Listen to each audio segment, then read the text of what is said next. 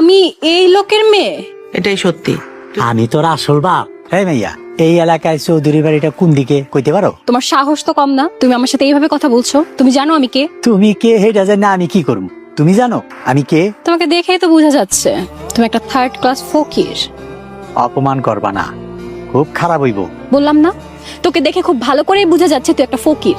ফকির হইল এই এলাকার চৌধুরী বাড়ির একমাত্র মাইয়া রোজার বাপ আমি। তোরে আমি দেখা নিব, তোর কপালে শনি আছে।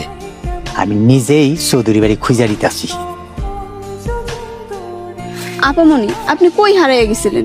আপনার খুঁজতে খুঁজতে আমি শেষ। মিনা, চৌধুরী বাড়িতে রোজা নামে আর কোনো মেয়ে আছে নাকি রে?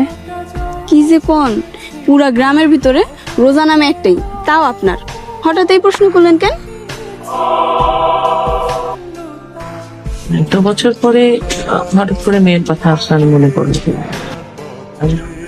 ম্যাডাম, এই দরজার মাইয়া দেখি এইখানেও চলে আইছে। আচ্ছা থাক, বাদ দেন।